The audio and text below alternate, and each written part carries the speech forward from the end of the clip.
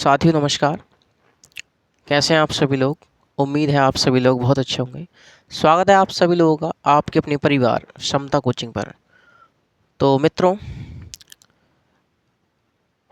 हम लोग last session में भारत शासन अधिनियम 1919 पर चर्चा कर रहे थे। गवर्नमेंट ऑफ इंडिया एक्ट 1919 पर हम लोग बात कर रहे थे और उसमें हम लोगों ने लास्ट प्रोविज़न देखा था कि ये जो 1919 का भारत शासन अधिनियम है, इसकी समीक्षा करने के लिए, इसकी जांच करने के लिए, इसका रिव्यू करने के लिए अगले 10 वर्ष पश्चात एक आयोग का गठन किया जाएगा। अगले 10 ईयर बाद। तो साथियों, अगले 10 वर्ष पश्चात एक आयोग का गठन नहीं किया गया। क्यों नहीं किया गया? क्योंकि साथियों, ये जो 1919 का भारत शासन अधिनियम है, इसके माध्यम से इन लोगों ने वो काम किए जो हम लोगों को पसंद नहीं आए, जो भारतीयों को पसंद नहीं आए, क्योंकि भारतीय इसका विरोध कर रहे थे। क्या काम किए कि साथी इन्होंने हमें बताया कि हम आपको पूर्णतः उत्तरदायी सरकार देंगे, कि हमारा उद्देश्य है, ब्रिटिश सरकार का उद्देश्य है भारत में उत्तरदायी सरकार देना। और इन्होंने उत्तरदायी सरकार नहीं दी, बल्कि कैसी दी हमें? इन्होंने हमें आंशिक तौर पर उत्तरदायी सरकार दी। और साथ ही हम जानते हैं कि इन्होंने हमारे भारत का बंटवारा करने की कोशिश करी, भारत को विभाजित करने की कोशिश करी, समाज में फूट डालने की कोशिश करी। और क्या काम किए? 1909 के परिषद अधिनियम से इन्होंने मुसलमानों को सांप्रदायिक निर्वाचन प्रणाली के तहत पृथक निर्वाचन क्षेत्र दे दिया, यानी कि हमारे समाज में फूट डालने का प्रयास किया साथियों। और इनकी ये प्रक्रिया यहाँ पर नहीं रुकी, बल्कि 1919 के गवर्नमेंट ऑफ इंडिया एक्ट से इन्होंने ईसाइयों को, आंग्ल भारतीयों को, सिखों को सांप्रदायिक निर्वाचन प्रणाली दे दी और इसका विस्तार किया। तो इस बात का आक्रोश था भारतीयों में, इस बात का विरोध कर रहे थे भारतीय। और इसी के चलते साथियों, जो एक आयोग का गठन किया जाना था 10 वर्ष पश्चात, वह 10 वर्ष पश्चात नहीं किया गया, बल्कि 2 वर्ष पहले ही कर दिया गया। यानी कि साथियों, 1919 के बाद 10 ईयर कब होंगे, 10 साल कब होंगे? 1929 में होंगे। लेकिन 2 साल पहले ही कर दिया गया, 2 साल पहले ही कर दिया गया। तो 1927 में एक आयोग का गठन किया गया, जिसे कहा गया साइमन आयोग। साइमन आयोग, साइमन आयोग। जॉन साइमन इसके अध्यक्ष थे, इसलिए इसे कहा गया साइमन आयोग। और ये जो साइमन आयोग बनाया गया, इसमें 7 सदस्य थे। कितने सदस्य साथी? इसमें 7 सदस्य थे। और 7 जो सदस्य थे, ये सातों के सातों सदस्य अंग्रेज थे। सातों के सातों सदस्य कैसे हैं? अंग्रेज हैं। सातों के सातों सदस्य अंग्रेज हैं। तो साथियों, ये तो वही वाली बात हुई कि भैया सातों के सातों अंग्रेज आए हैं और ये क्या क्या काम करेंगे? ये भारत शासन अधिनियम 1919 की जांच करेंगे कि इसके माध्यम से समाज में क्या सुधार हुए, क्या इसके नकारात्मक प्रभाव पड़े, क्या सकारात्मक प्रभाव पड़े। मतलब कानून बनाओ भी तुम और कानून की जांच भी तुम करो, इसकी समीक्षा भी तुम करो। ये बात भारतीयों को रास नहीं आई। मतलब बना भी तुम रहे हो, जांच भी तुम कर रहे हो, सातों के सातों लोग तुम्हारे हैं, तुम ही जांच करोगे, बनाओगे तुम भी, बनाओगे भी तुम, जांच भी तुम ही करोगे। तो साथियों, मैं कह रहा हूं, तो इनके द्वारा जो निर्णय आएगा, ये जो अंग्रेज हैं 7 सदस्य, इनके द्वारा जो निर्णय आएगा, ये न्यूट्रल निर्णय होगा क्या? ये तटस्थ निर्णय होगा क्या? ये पक्षपातपूर्ण नहीं होगा क्या? पक्षपातपूर्ण हो सकता है, बिल्कुल हो सकता है, क्योंकि साथियों सबके सब अंग्रेज हैं। हमारे भारतीय कहाँ हैं इसमें? अरे हमारे भारतीय दिख रहे हैं कोई? ना है। इसी बात का विरोध था, इस बात का विरोध किया गया, इस साइमन आयोग का विरोध किया गया साथियों। कांग्रेस ने भी विरोध किया। अपने दिसंबर 1927 के मद्रास अधिवेशन हो रहा था एम.एन. अंसारी साहब की अध्यक्षता में, उसमें कांग्रेस ने भी इसका पूर्ण तरीका से विरोध किया और भारत में जो अन्य दल थे उन्होंने भी इसका विरोध किया। और साथियों, इसके विरोध के चलते हमारे एक स्वतंत्रता सेनानी लाला लाजपत राय, आपने अगर इतिहास पढ़ा होगा तो आपको पता होगी, तो लाला लाजपत राय को उनके सिर पर चोट लगी और लाठी चार्ज में उनकी मृत्यु हो गई। गो बैक साइमन का नारा देते हुए, गो बैक साइमन के नारे लगे और उस समय उनकी मृत्यु हुई, लाठी चार्ज में उनकी मृत्यु हो गई थी साथियों। तो कहीं ना कहीं इसका विरोध हुआ भारत में, कांग्रेस ने भी विरोध किया, सभी दलों ने विरोध किया इसका। गो बैक साइमन जैसे नारे लगे। इसी समय साथियों भारत के इस समय जो भारत सचिव थे, इस समय लॉर्ड बर्किनहेड। जो भारत सचिव थे वो कौन थे? वो थे लॉर्ड बर्किनहेड। लॉर्ड बर्किनहेड, लॉर्ड बर्किनहेड इस समय भारत सचिव थे। बर्किनहेड साहब ने देखा, करे यार जी मतलब जी भारतीय हमारा विरोध कर रहे हैं। हाँ, बर्किनहेड साहब ने कहा कि तुम यार, तुम बीन बजाने वाले आदमी, तुम सांप पकड़ने वाले आदमी, तुम गोबर में रहने वाले आदमी, तुम तबेला में रहने वाले आदमी, तुम काले लोग हमारा विरोध करोगे? मतलब तुम हमारा विरोध करोगे? अरे हम तो तुम्हें सभ्य बनाने आए, तो हम तुम्हें सभ्य बनाने आए हैं, हम तुम्हारे संवैधानिक विकास कर रहे हैं, हम तुम्हें शासन में भागीदारी दे रहे हैं और तुम ही हमारा विरोध कर रहे हो, और तुम काले लोग। अगर तुम मतलब इतना ही संविधान कर रहे हो, इतना ही संवैधानिक विकास की बात कर रहे हो, इतना ही संविधान सभा की बात कर रहे हो, तो ऐसा करो एक संवैधानिक मसौदा तैयार करके लाइए। मतलब साथियों इन बर्किनहेड साहब ने, जो भारत सचिव हैं, इन्होंने भारतीयों को चेतावनी दी और चेतावनी के माध्यम से कहा कि यदि आप इतने ही होशियार हैं तो आप क्या लाइए, आप एक संवैधानिक मसौदा तैयार करके लाइए, एक संविधान तैयार करके लाइए, एक संवैधानिक मसौदा, एक संविधान तैयार करके लाइए। तो साथियों जो हमें मतलब भारत हमें चुनौती मिले और हम स्वीकार न करें, मतलब हम भारतीयों को चुनौती दे कोई और हम स्वीकार न करें, ऐसा हो सकता है? तो साथियों इसी समय जवाहरलाल नेहरू के पिताजी मोतीलाल नेहरू थे और मोतीलाल नेहरू साहब ने देखा कि अच्छा हम करेंगे स्वीकार तुम्हारी बात का, हम करेंगे चुनौती आपकी स्वीकार। तो उन्होंने साथियों क्या बनाई, एक नेहरू समिति बनाई। नेहरू समिति बनाई गई और इसमें 10 सदस्य थे, इसमें 10 सदस्य थे और नेहरू समिति ने अपनी रिपोर्ट यानी प्रतिवेदन, नेहरू समिति ने अपनी रिपोर्ट 10 अगस्त 1928 को सरकार के समक्ष प्रस्तुत कर दी। मतलब समझ रहे हैं? जैसे हम भारतीयों को चुनौती मिली तो मोतीलाल नेहरू साहब ने नेहरू समिति बनाई जिसमें 10 सदस्य थे और इन्होंने अपनी रिपोर्ट प्रस्तुत करी 10 अगस्त 1928 को ब्रिटिश सरकार के समक्ष के लीजिए ये हमारी मांगे हैं। क्या मांगे थी? तो साथियों जरा देखें नेहरू समिति ने क्या बात कही भाई। जो नेहरू समिति है ये क्या कह रही है? नेहरू समिति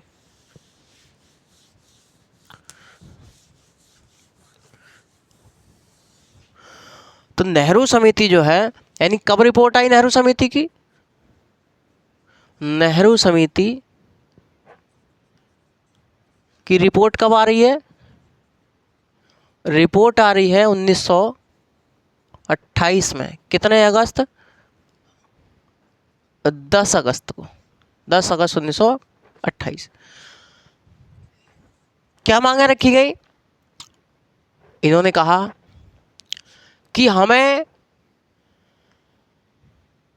केंद्र में पूर्ण उत्तरदायी सरकार चाहिए। जो अब तक जो तुमने हमें प्रांतों में उत्तरदायी सरकार दी है वो भी प्रांतों में पूरी तरीका से नहीं दी है। कैसी दी है? वो आंशिक तौर पर प्रांतों में उत्तरदायी सरकार दी है। हमें वो सब कुछ खत्म करके हमको क्या चाहिए? हमको केंद्र में पूर्णतः उत्तरदायी सरकार चाहिए। केंद्र सरकार उत्तरदायी चाहिए हमें, यानी कि केंद्र में उत्तरदायी सरकार दीजिए, केंद्र में उत्तरदायी सरकार दीजिए। दूसरी बात, प्रांतीय स्वायत्तता दीजिए, यानी कि प्रांतीय स्वायत्तता दीजिए, प्रांतों को केंद्र से पूरी तरीक़ा से स्वतंत्र कीजिए। पूर्णतः यहाँ पर हमको उत्तरदायी सरकार मिलनी चाहिए, प्रांतों में हमारी सरकार बननी चाहिए, तो प्रांतों में पूर्णतः उत्तरदायी सरकार दीजिए। हमें भाई साहब मौलिक अधिकार दीजिए, हमें मौलिक अधिकार दीजिए, मौलिक अधिकार दीजिए। हमें सर्वोच्च न्यायालय दीजिए,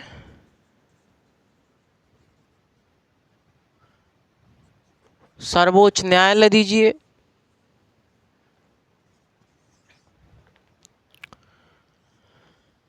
और जो आप लोगों ने सांप्रदायिक निर्वाचन प्रणाली की रट लगा रखी है उसको समाप्त कीजिए। जो सांप्रदायिक निर्वाचन प्रणाली है, सांप्रदायिक निर्वाचन प्रणाली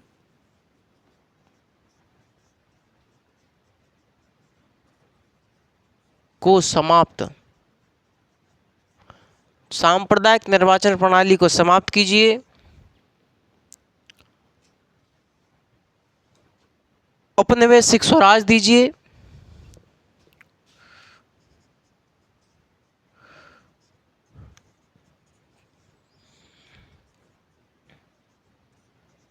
औपनिवेशिक स्वराज दीजिए।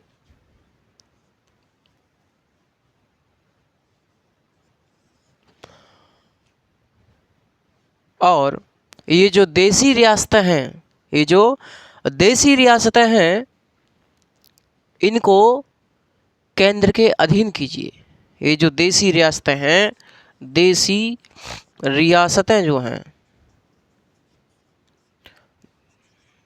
देसी रियासतों को केंद्र के अधीन कीजिए, केंद्र के अधीन कीजिए।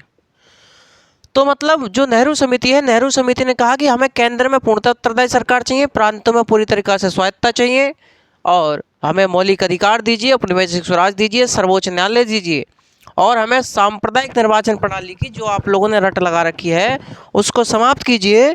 और साथियों, जो देसी रियासतें हैं, इन देसी रियासतों को केंद्र के अधीन कीजिए, केंद्र के अधीन कीजिए। ये सब मांगे कौन रख रहा है? ये सब मांगे नेहरू समिति रख रही है। नेहरू समिति ने अपनी मांगे ये रखी। जैसे ही नेहरू समिति ने अपनी मांग रखी, इसके विरोध में, यानी कि इसके विरोध में अब तक साथी हम जानते हैं, अब तक जो मुस्लिम लीग है, मुस्लिम लीग अपना विकराल रूप ले चुकी है। मुस्लिम लीग भी अपनी डिमांड पूरी तरीक़े से पकड़ चुकी है। तो जो नेहरू समिति है, नेहरू समिति के विरोध में मोहम्मद अली जिन्ना ने, जो जिन्ना भाई साहब हैं, जिन्ना ने जो मुस्लिम लीग के हैं, इन्होंने अपनी 14 सूत्री मांग रखी। 14 सूत्री मांग रखी। कब रखी? 29 मार्च 1929 में। 29 मार्च 1929 में इन्होंने अपनी 14 सूत्री मांग रखी जिन्ना साहब ने कि देखो साहब, नेहरू समिति के मांगे हैं, हमारी भी ये 14 सूत्री मांगे, हमारी भी ये 14 मांगे हैं, कुछ हमारी भी पूरी करा दियो। तो ये अंग्रेज बोलेगा अच्छे हम किसी की मांग पूरी न करा रहे, ऐसा है। 1929 आ गई, कुछ दिनों बाद साइमन कमीशन की रिपोर्ट भी आ चुकी है। क्या आ चुकी है? साइमन कमीशन की रिपोर्ट भी आ चुकी है। साइमन कमीशन की रिपोर्ट आ चुकी है। अब कब आ चुकी है? ये आ चुकी है मई 1930 में। भैया मई 1930 में क्या आई? साइमन कमीशन की रिपोर्ट आ गई। साइमन कमीशन की रिपोर्ट, साइमन कमीशन की रिपोर्ट आई। और जिन बातों का हम अंदाज़ा लगा रहे थे कि ये लोग हमको ये देंगे वो देंगे, लेकिन इन्होंने हमें सब कुछ वो सब कुछ नहीं दिया। जिस बात का हम अंदाज़ा लगा रहे थे, ये उससे कहीं ज़्यादा हमारे विरोध में निकले। और जिन जिन बातों की हमने कोशिश करी इन्होंने मंगवाने के लिए कि ये सब चीज़ें हमें देंगे, नहीं दिया, कुछ भी नहीं दिया। एक तरफ तो हमने बात करी कि भैया आप जो सांप्रदायिक निर्वाचन प्रणाली जो आप लोगों ने रट लगा रखी है, आप लोगों ने जो हमारे समाज को विभाजित करते जा रहे हैं, आप लोग इसको समाप्त कीजिए। क्या कर दिया? इन्होंने कहा साइमन कमीशन की रिपोर्ट में कहा कि साइमन कमीशन की रिपोर्ट में इन्होंने कह दिया कि ये जो सांप्रदायिक निर्वाचन प्रणाली है इसको और बढ़ाया जाए, इसको और बढ़ाया जाए, रोका नहीं जाए। और क्या कहा इन्होंने? कहा कि केंद्र में द्वैध शासन लागू किया जाए। ये हमारी साइमन कमीशन रिपोर्ट, केंद्र में द्वैध शासन लागू किया जाए। बात समझ में आ रही है? तो जिन बातों का हम अंदाजा लगा रहे थे कि हमें ये मिलेगा वो मिलेगा, इन्होंने वो सब कुछ विपरीत में हुआ हमारे, वो सब कुछ हमारे विपरीत में हो गया साथियों।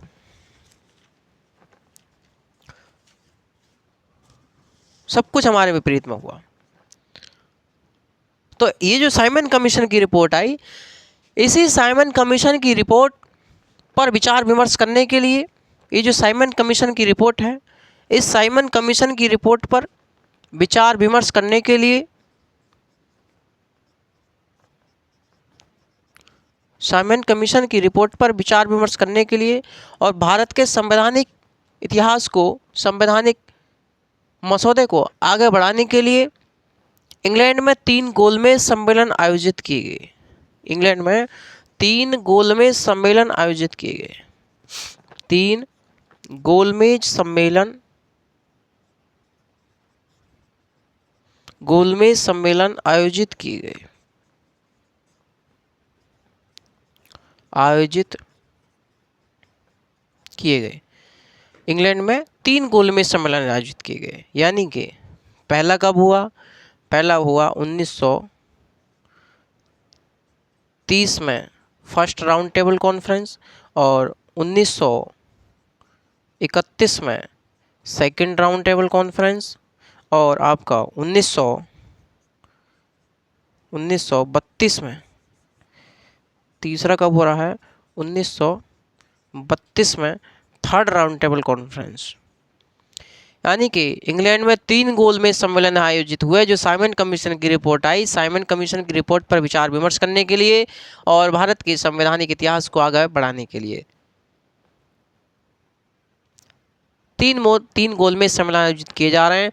पहला गोलमेज सम्मेलन कब हो रहा है? 1930 में, दूसरा 31 में, तीसरा 32 में, तीसरा 32 में। कांग्रेस कौन से में गई थी? कांग्रेस कौन से में गई थी भैया? कांग्रेस कौन से में गई थी? कांग्रेस गई थी दूसरे में। कांग्रेस कौन से में गई? यहाँ पर कांग्रेस की तरफ से कौन गए? तो मिस्टर गांधी गए, महात्मा गांधी कांग्रेस की तरफ से गए हुए थे।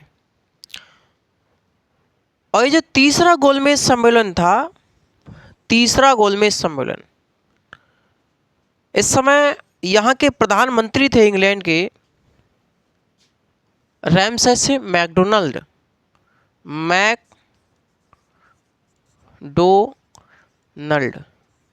तो मैकडोनाल्ड जो व्यक्ति थे, जो प्रधानमंत्री थे, तृतीय गोलमेज सम्मेलन में इन्होंने घोषणा करी, इन्होंने घोषणा करी कि जो भारत में जो दलित हैं, भारत में दलितों को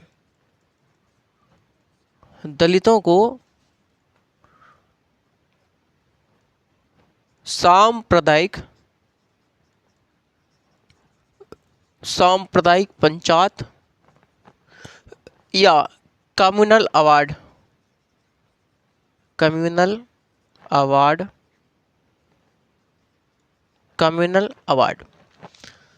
के माध्यम से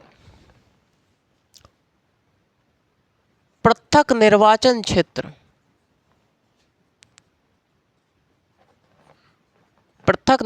क्षेत्र दिया जाएगा।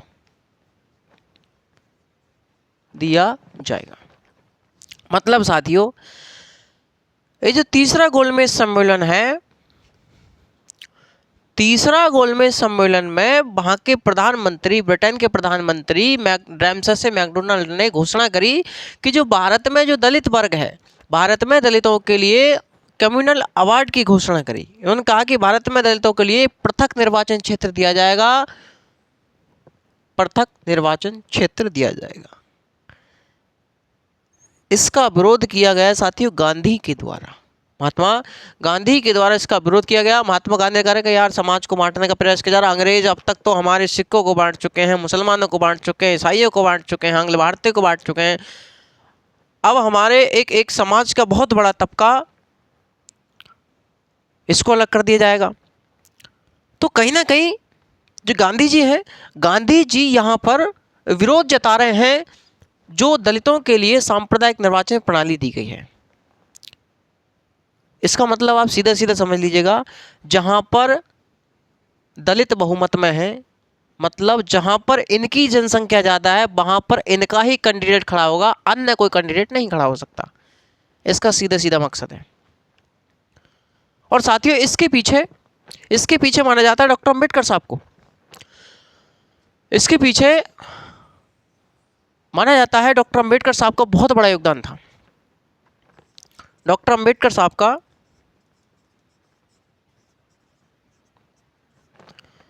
डॉक्टर अंबेडकर जी का क्या था, बहुत बड़ा योगदान था।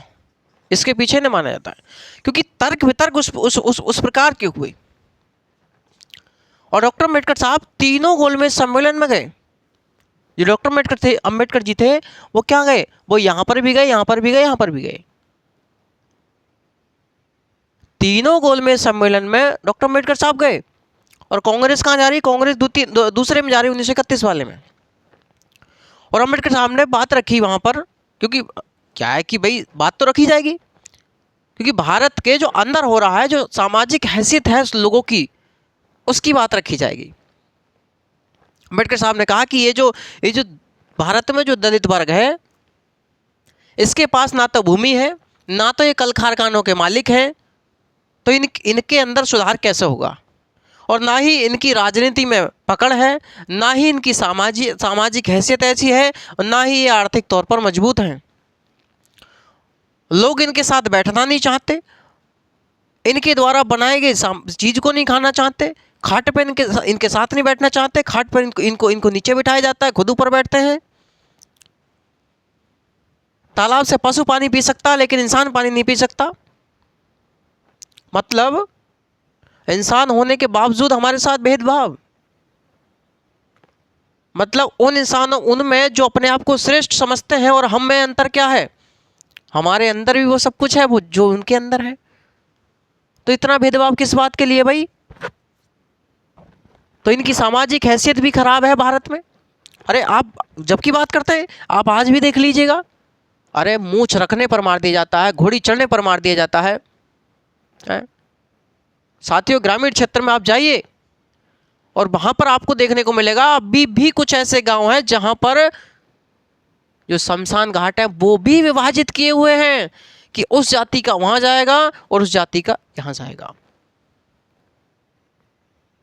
कि ये तो उस जाति का काम है।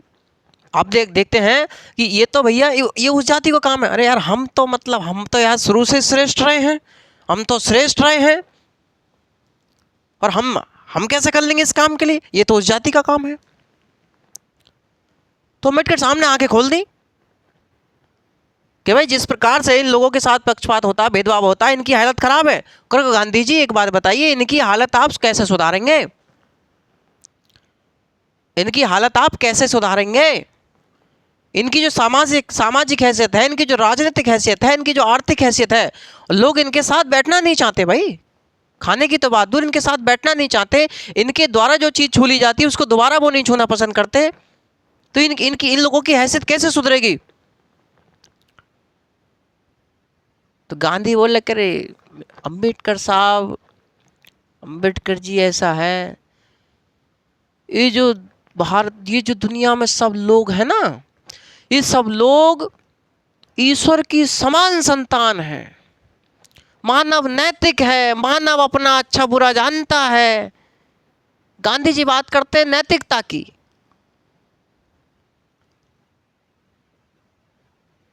ये नैतिकता की बात करते हैं और कि मनुष्य सब एक समान है, मानव अपना अच्छा बुरा जानता है और सब मानव ईश्वर की समान संतान है। अम्बेडकर साहब बोले कि गांधी जी ऐसा है, मैं जानता हूं या आप जानते हैं आप मुझे समझा सकते हैं लेकिन समाज को आप नहीं समझा सकते गांधी जी। आप मुझे समझा सकते हैं लेकिन इस समाज को नहीं समझा सकते। मैं मुझे समझा सकते हैं आप कि समान संतान है ईश्वर की सब, लेकिन समाज को नहीं समझा सकते। इन लोगों की हालत खराब है भाई। अब जानवर से बदतर सुलूक किया जाता है इन लोगों के साथ। तो डॉक्टर अम्बेडकर साहब की बात मानी गई। और आप ऐसा नहीं कि अम्बेडकर और गांधी करना शुरू कर दें, Ambedkar versus Gandhi, Ambedkar versus Gandhi. Versus नहीं आना चाहिए। गांधी अलग है, अम्बेडकर अलग है। गांधी के सोचने का तरीका अलग है, अम्बेडकर के सोचने का तरीका अलग है। उद्धार दोनों ही करना चाहते हैं, लेकिन अम्बेडकर के विचार अलग हैं, गांधी के विचार अलग हैं। गांधी नैतिकता की बात करते हैं, अम्बेडकर न्याय की बात करते हैं, अम्बेडकर कानून की बात करते हैं, अम्बेडकर संविधान की बात करते हैं, अम्बेडकर स्वतंत्रता की बात करते हैं, अम्बेडकर अधिकार की बात करते हैं। गांधी कहते हैं कि सब समान है। कितना साहब, गांधी जी ऐसा काम नहीं चलेगा, बल्कि इन लोगों को प्रतिनिधित्व देना पड़ेगा। इन लोगों को प्रतिनिधित्व देना पड़ेगा। और अम्बेडकर साहब ने कहा कि जिस समाज का, समाज के जिस वर्ग का प्रतिनिधित्व नहीं होता, उस समाज की प्रगति कभी नहीं होती। सही बात है। अरे जब हमारी बात उठाने वाला कोई नहीं होगा, हमारी बात कहने वाला कोई नहीं होगा, तो हमारी बात सुनेगा कौन? हमारी बात सुनेगा कौन? तो इन्होंने कहा हमें भैया प्रतिनिधित्व देना है इन लोगों को, और उसी से इनकी सामाजिक हैसियत और आर्थिक हैसियत सुधरेगी। इनकी बात को माना गया और डोनाल्ड साहब ने घोषणा कर दी भारतीयों को, जो भारत में दलित है उनको सांप्रदायिक निर्वाचन प्रणाली दी जाएगी। लेकिन गांधी जी ने इनका विरोध किया। और गांधी जी जो थे, गांधी जी अपने शरीर के साथ बड़ी हिंसा करते थे, बड़े कष्ट करते थे। एक विदेशी विचारक है जॉन बेंडूरा। तो जॉन बेंडूरा जो है, जॉन बेंडूरा ने कहा गांधी जी के विषय में कि गांधी ने अपने शरीर के साथ बड़े कष्ट झेले हैं, अपने शरीर से बड़े कष्ट झेले हैं। मतलब जहाँ कोई बात न मानने वो भाई आमरण अनशन पर बैठ जाते थे। एक ही उनके पास एक ही हथियार था, बैठ जाना बस। लेकिन साथियों, भारत के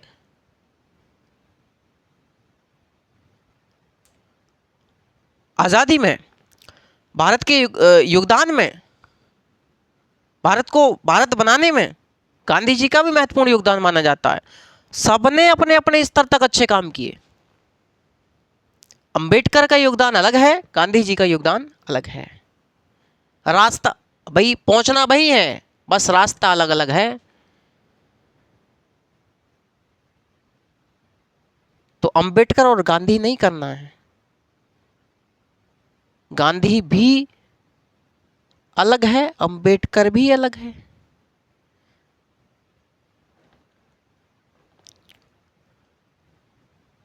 तो मेरे कहने का मतलब है कि भैया ऐसा है, समझने का प्रयास करें। तो गांधी जी जो थे, इसके विरोध में ये जो सब पृथक निर्वाचन क्षेत्र दिया गया दलितों को भारत में, इसके खिलाफ गांधी जी इसके विरोध में पुणे की यरबदा जेल में आमरण अनशन पर बैठ गए। यरबदा जेल में, यरबदा जेल पुणे की यरबदा जेल में आमरण अनशन पर बैठ गए। लेकिन उसके बाद साथियों डॉक्टर अम्बेडकर साहब को बुलाया गया कि देखो गांधी जी मर जाएंगे, ये है वो है, तमाम प्रकार की बातें। तो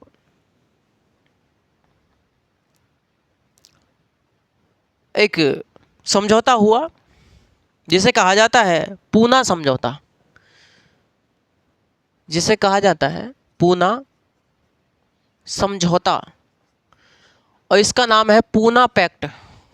पूना पैक्ट ये हुआ भाई साहब 24 सितंबर 1932 में।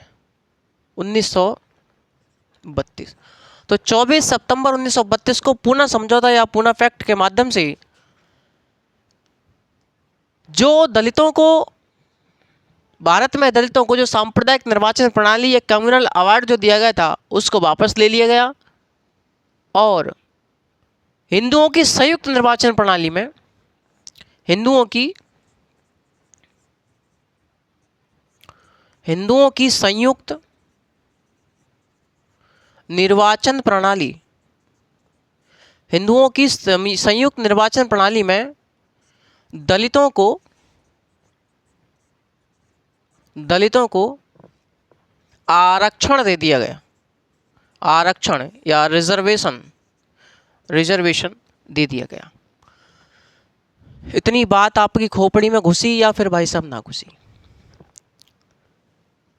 मेरे कहने का मतलब, मैंने आपको क्या बताया कि जो साइमन कमीशन की रिपोर्ट आई, साइमन कमीशन की रिपोर्ट पर इंग्लैंड में इसकी रिपोर्ट पर विचार विमर्श करने के लिए इंग्लैंड में 3 गोलमेज सम्मेलन आयोजित किए गए, और इन तीन गोलमेज सम्मेलन में कांग्रेस गई, दूसरे में गांधी जी गए और अम्बेडकर साहब गए, तीनों में। तो अम्बेडकर साहब ने समाज के उस वर्ग की आवाज़ उठाई जिस वर्ग को इंसान नहीं समझा जाता था, जिस वर्ग को जानवर से बदतर सलूक किया जाता था, जिस वर्ग के साथ कुत्ता पानी पी सकता था लेकिन वो वर्ग का व्यक्ति पानी नहीं पी सकता था, उस बात को उठाया इंग्लैंड जा करके, उस बात को उठाया और उस समाज की हैसियत के बारे में बताया कि उसकी हैसियत कैसी है, उसकी राजनीतिक हैसियत कैसी है, उसकी सामाजिक हैसियत कैसी है, उसकी आर्थिक हैसियत कैसी है, वो बताया। और इसका परिणाम ये हुआ कि वहाँ के ब्रिटिश प्रधानमंत्री रैमसे मैकडोनाल्ड ने घोषणा कर दी कि दलितों के लिए सांप्रदायिक निर्वाचन प्रणाली दी जाएगी, कम्युनल अवार्ड दिया जाएगा भारत में। और इसका विरोध किया गांधी जी ने कि ये तो यार समाज को बांटने का प्रयास कर रहे हैं, आप लोग समाज को बांटने का प्रयास कर रहे हैं। और गांधी जी ने तो भाई साहब इतना तक कह दिया कि इस प्रकार से तो अम्बेडकर साहब ने कहा कि जो मैं कहता हूं इस वर्ग से कि जो काम आप लोग करते आए हैं अब तक छोड़ दीजिए, मत करिए वो काम, क्योंकि इस समाज को आप लोगों ने केवल कूड़ा करकट उठाने वाला समझ लिया है, केवल कूड़ा करकट उठाने वाला समझ लिया है। गांधी बोले कि यार मतलब अम्बेडकर साहब इस हिसाब से तो तुम समाज के एक बड़े तबके को बेरोजगार कर दोगे, आर्थिक स्थिति खराब हो जाएगी। मैंने कहा कि पहले से स्थिति सही थी हमारी, जो अब सही हो जाएगी, पहले से भी सही नहीं थी। हमें लड़ना पड़ेगा, और हमें लड़ना पड़ेगा कानून के हिसाब से, संविधान के हिसाब से हमको लड़ना पड़ेगा। अधिकारों की लड़ाई है ये, स्वतंत्रता के लिए लड़ना पड़ेगा, हमें सामाजिक हैसियत के लिए लड़ना पड़ेगा, राजनीतिक हैसियत के लिए लड़ना पड़ेगा, आर्थिक हैसियत के लिए लड़ना पड़ेगा। तो गांधी जी ने इसका विरोध किया, और मैंने आपको बताया कि 24 सितंबर 1932 को पूना पैक्ट के माध्यम से इसको वापस ले लिया गया। अम्बेडकर साहब मान गए कि चलो गांधी जी कोई बात नहीं, आपकी जान सलामत है तो देश सलामत है। और पूना पैक्ट के परिणाम स्वरूप हिंदुओं की संयुक्त निर्वाचन प्रणाली में दलितों को आरक्षण की व्यवस्था कर दी गई, उनको रिजर्वेशन दे दिया गया। ऐसा सब कुछ हुआ। तो साथियों, गांधी का योगदान अपना अलग है, अम्बेडकर का योगदान अलग है। अम्बेडकर आसमान है तो गांधी धरती है, ऐसा समझ लीजिएगा आप लोग।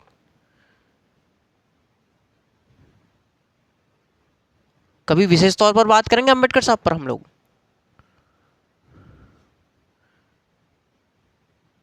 अम्बेडकर देश की वो शख्सियत हैं जिनकी वजह से आज हम हैं और आप हैं, जिनकी वजह से महिलाएं बन पाई, सुमित्रा बन पाई, कनक बन पाई, रौनक बन पाई।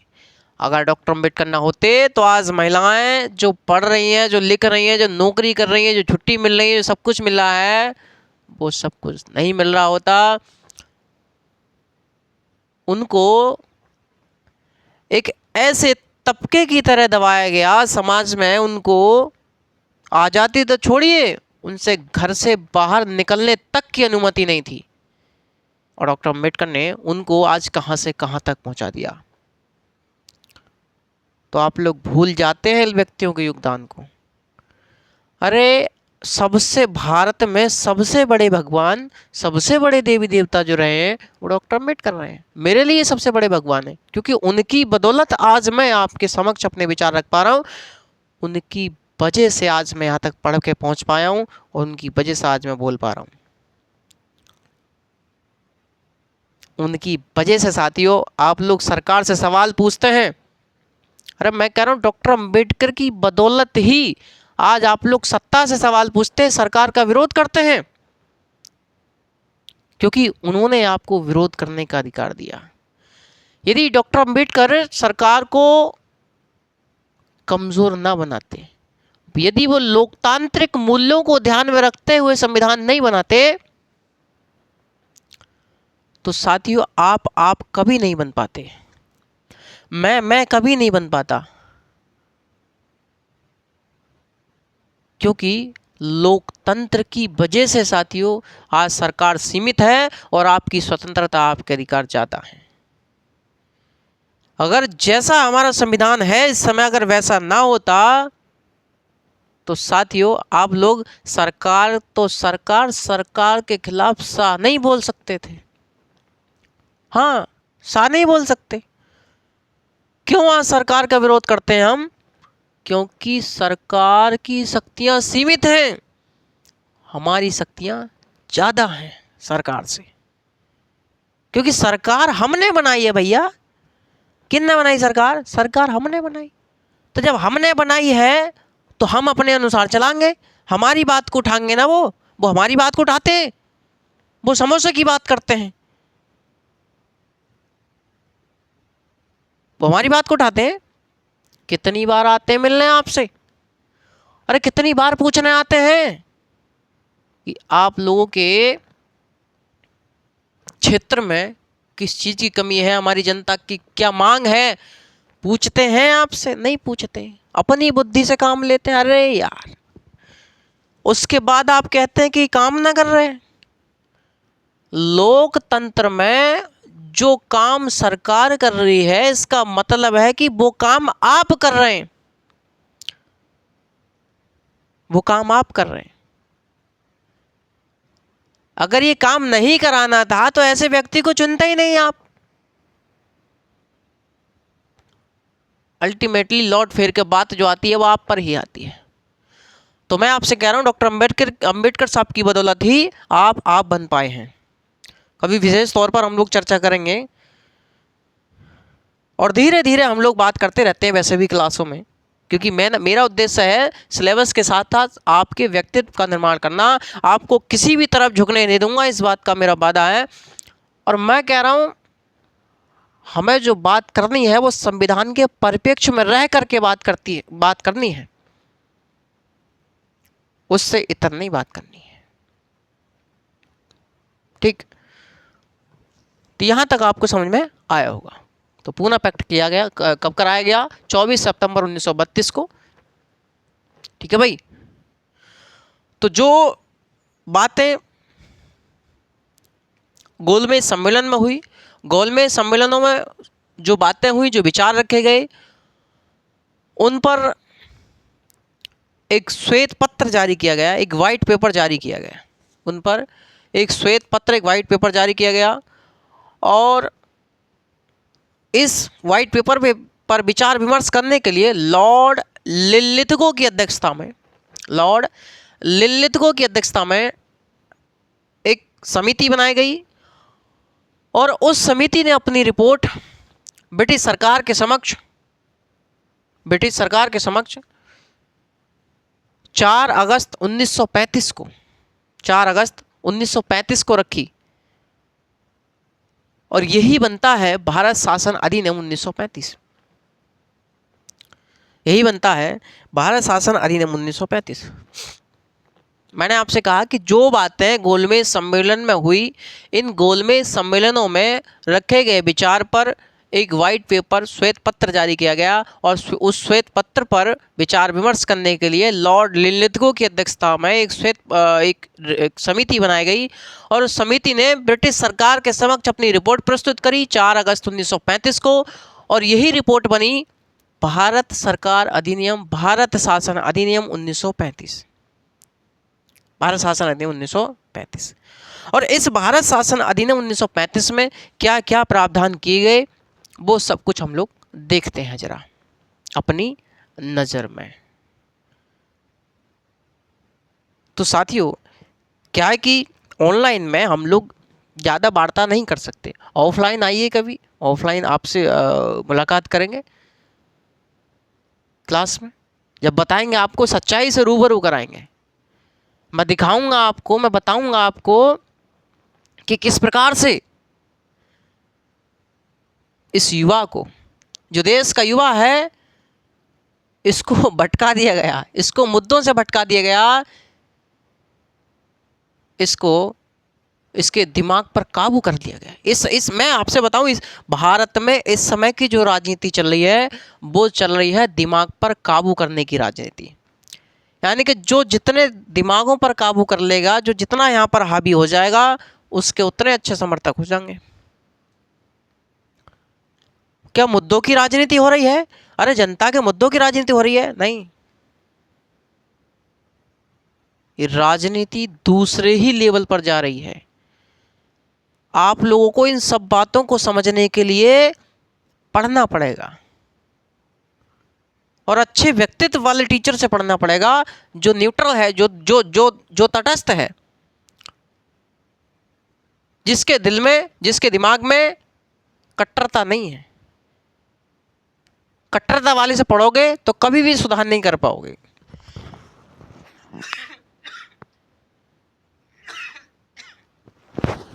और कट्टरता वाले व्यक्ति से पढ़ोगे तो आप नहीं बन सकते। फिर आपको वो एक पक्ष पर झुका दिया जाएगा कि लीजिए आपका ये पक्ष है, आप यहीं पर लटके दीजिएगा।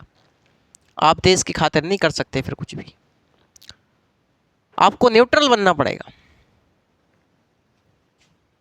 ठीक है भाई, तो टॉपिक डाल दीजिएगा भारत शासन अधिनियम 1935।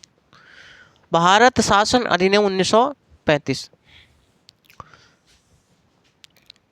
ये अपने शॉर्ट नोट्स बनाते चलें, क्योंकि जैसे ही हम लोग ये वाला जो अपना जो टॉपिक चल रहा है, यानी कि संविधान सभा के बाद जो टॉपिक स्टार्ट होगा अपना,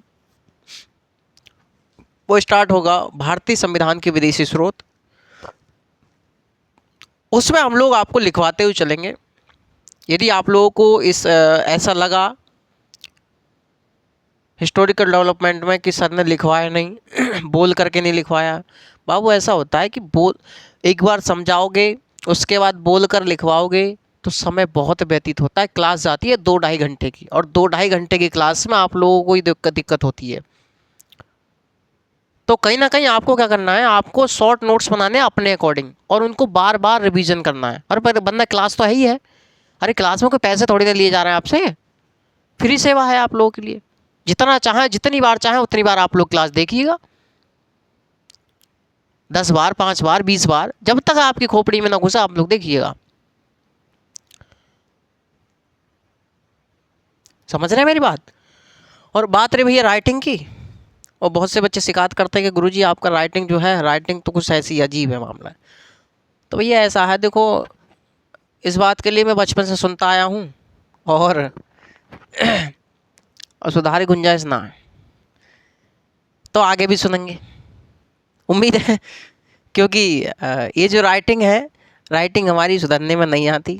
वैसे मैं कॉपी में अच्छा लिखता हूँ, लेकिन बोर्ड पे क्या, मेरा उद्देश्य समझाने पे मैं ज़्यादा फोकस करता हूँ।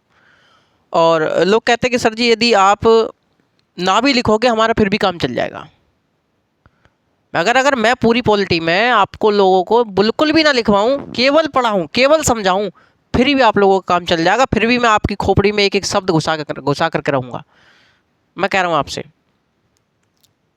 लेकिन आप लोग राइटिंग पे ध्यान न दें। मैंने बहुत प्रयास किए हैं, ऐसा नहीं मैंने प्रयास ना किए होंगे, मैंने भी काफ़ी प्रयास किए भाई, मैंने बहुत प्रयास किए। और मैं तो बचपन में मैं बचपन में एक वो होती है किताब, होती है राइटिंग सुधारने वाली, मैं वो भी लेकर के आया था, लेकिन मेरा काम नहीं चला, ना सुधरी, और ढीठ के ढीठ रह गए हम, समझे? तो आप लोग समझने पर फोकस कीजिए, यही चाह रहा है। लेकिन यदि आपको लोगों को लगता है कि सर जी जो आप लोग लिखवाते हैं, जो आप लोग जो लिखते हैं वो आपको समझ में नहीं आता, तो मुझे बताइए, मैं आपको बोल दूंगा, मैं आपको थ्योरी बोल दूंगा, आप लोग लिखिएगा। हालांकि इस समय तो आप पढ़िए, नो टेंशन लीजिएगा, ये तो शॉर्ट नोट्स हैं, यहाँ पर शॉर्ट में ही काम चल जाएगा। ज़्यादा थ्योरी बड़ी होगी तो आप लोग कॉपी इतनी बड़ी ना इतनी बड़ी हो जाएगी फिर, बात समझे। जहाँ लिखवाने की आवश्यकता है, जो टॉपिक लंबे हैं, जहाँ समस्या है, मैं वहाँ पर लिखवाऊंगा, मैं वहाँ पर लिखवाऊंगा, चिंता नहीं कीजिएगा। ठीक है भाई, तो डाल दीजिए टॉपिक भारत शासन अधिनियम 1935, government of India act 1935।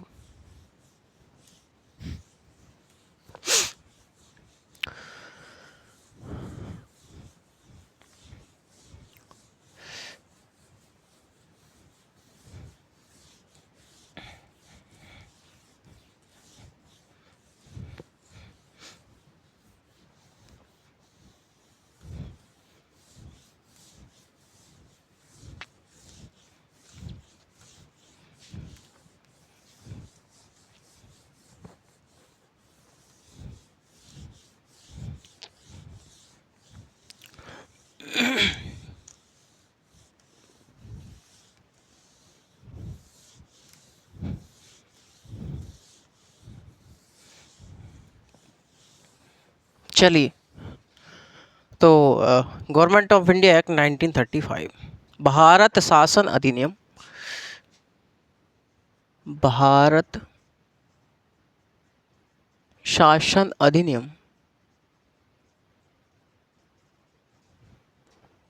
1935, Bharat शासन अधिनियम 1935, मतलब अब तक जो चल रहा था वो भारत शासन अधिनियम 1935 के पीछे की फिल्म चल रही थी।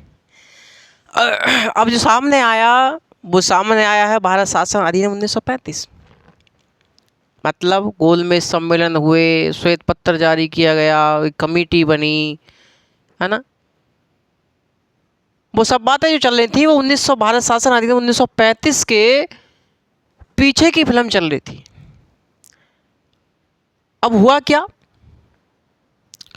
तो देखिए, भारत शासन अधिनियम 1935 से पहला प्रावधान ये हुआ कि यहाँ पर एक अखिल भारतीय संघ, अखिल भारतीय, नंबर एक, अखिल भारतीय अखिल भारतीय संघ की स्थापना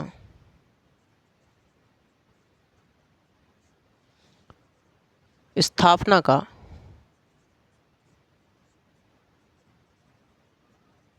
प्रावधान आया।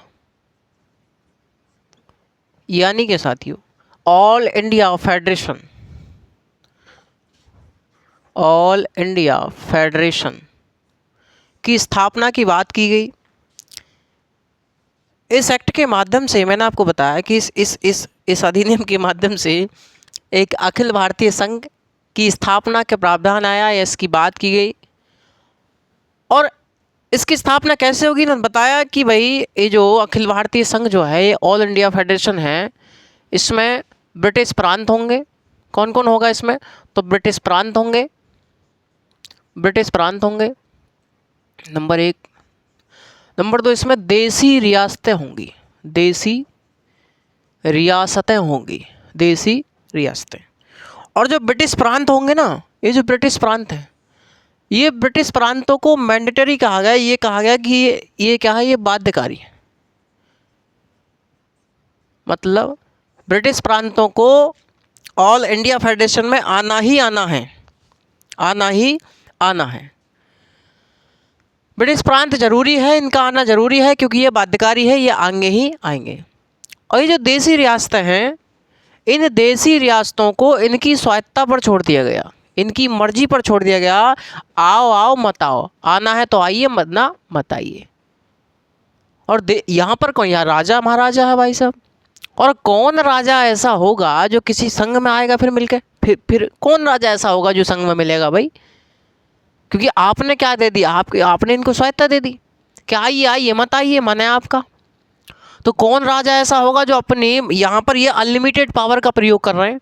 यहाँ पर ये राजा जो है अनलिमिटेड पावर का प्रयोग कर रहे हैं, असीमित शक्तियों का प्रयोग कर रहे हैं, तो कौन राजा ऐसा होगा जो अपनी शक्तियों को कम करेगा भैया संघ में आकर के? तो कोई नहीं होगा ऐसा। सही बात है। तो कोई राजा आया ही नहीं, कोई नहीं आया, तो कोई देसी रियासत यहाँ पर आई नहीं, इसलिए इसलिए इस ऑल इंडिया फेडरेशन का गठन नहीं हो पाया। बात की गई थी, प्रावधान था, लेकिन गठन नहीं हो पाया भाई साहब, गठन नहीं हो पाया। क्यों? क्योंकि देसी रियासतें नहीं आई, क्योंकि देसी रियासतें नहीं आई, राजा नहीं आए यहाँ पर, शामिल नहीं हुए इसमें। तो पहले प्रावधान तो आपके समझ में आया। बुझले कि ना बुझले भैया, बहुत मेहनत की जाती है कोई भी चीज़ समझाने के लिए आप लोगों को, है ना? तो ध्यान दिया कीजिएगा। तो पहला प्रावधान क्या कह रहा है कि इस एक्ट के माध्यम से ऑल इंडिया फेडरेशन के गठन की बात की गई, यानी कि अखिल भारतीय संघ की स्थापना की बात की गई, इसके गठन की बात की गई, लेकिन प्रावधान था, गठन नहीं हो पाया। क्यों नहीं हो पाया? क्योंकि देसी रियासतों ने आने से मना कर दिया, देसी रियासतें नहीं आई, इसलिए गठन नहीं हो पाया। ठीक है। दूसरी बात क्या किया गया? केंद्र में द्वैध शासन लागू किया गया। केंद्र में द्वैध शासन लागू, यानी कि केंद्र में द्वैध शासन लागू किया गया। भैया प्रांतों में द्वैध शासन कब लागू किया गया था? प्रांतों में द्वैध शासन कब लागू किया गया था?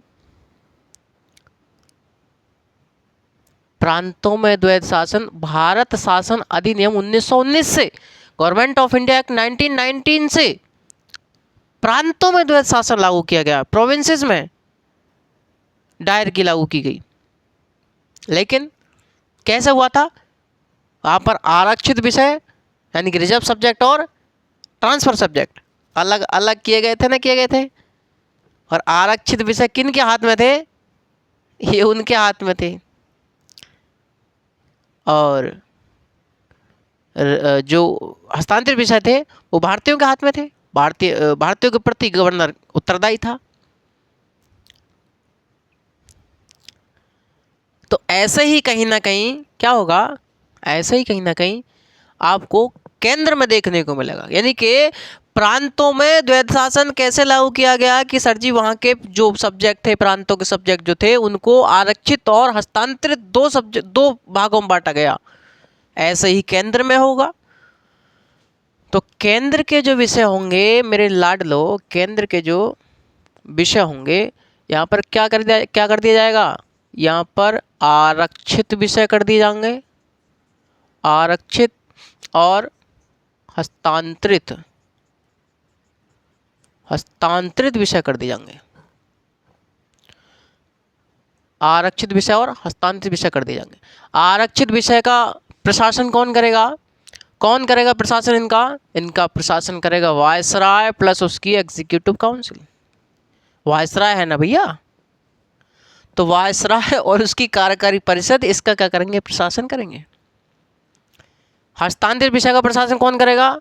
वायसराय ही करेगा, लेकिन ऑल इंडिया लेजिस्लेटिव काउंसिल के माध्यम से करेगा और ये इसके प्रति उत्तरदायी होगा।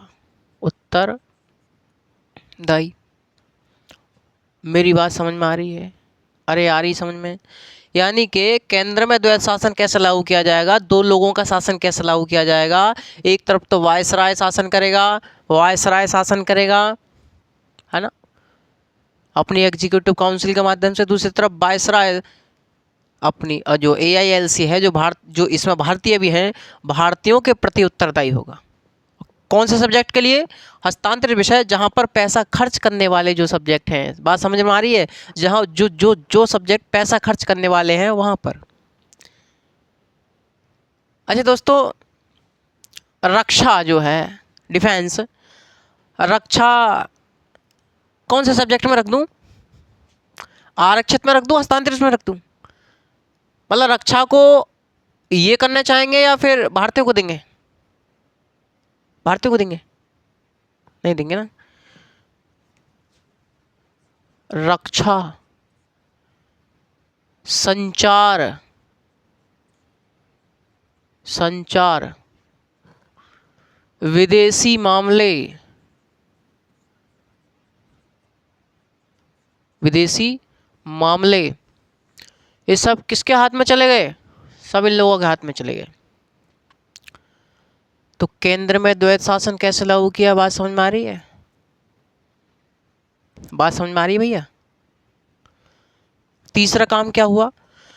तीसरा ये हो रहा है कि जो केंद्रीय विधायिका है, जो AILC है, AILC के स्वरूप में परिवर्तन किया गया है। जो AILC है, AILC जो है, इसके स्वरूप में परिवर्तन किया गया, इसका स्वरूप परिवर्तित किया गया। यानी कि अब तक साथियों जो जो जो सदन आपका विधानसभा था, है ना, उसका नाम रख दिया गया संघीय सभा। संघीय सभा मतलब जो लोकसभा है वो संघीय सभा, संघीय सभा। और एक तो है ही है राज्य परिषद, राज्य परिषद। और जो संघीय सभा है, संघीय सभा में साथियों, संघीय सभा में इन्होंने मेंबर रख दिए कितने? इन्होंने मेंबर रख दिए 375। 300 इन्होंने मेंबर रख दिए 375, 375। और इसमें रख दिए 260 मेंबर, 260।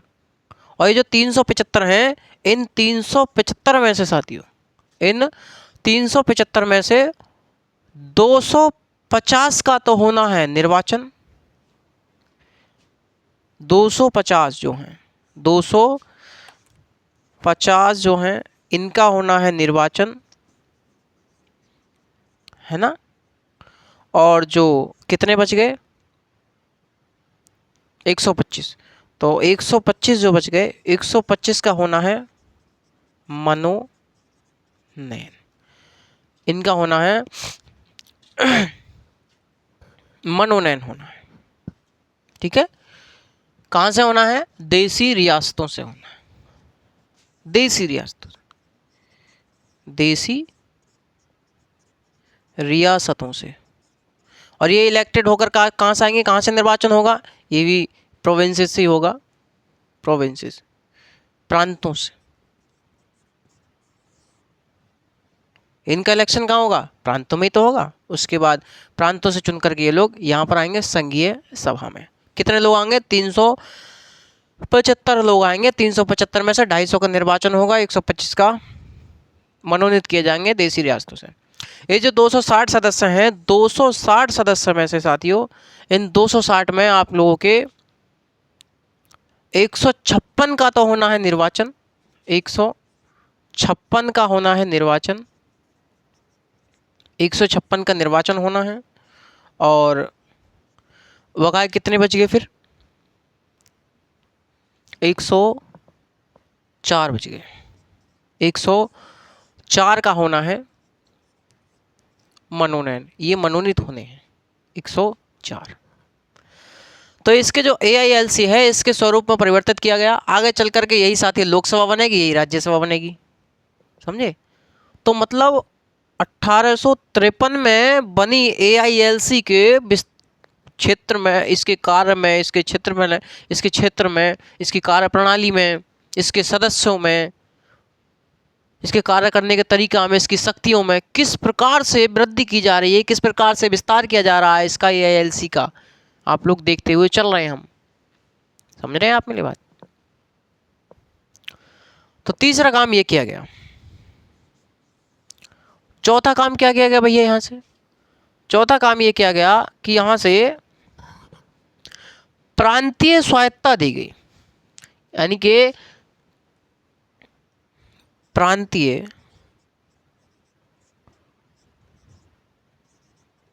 स्वायत्तता प्रदान की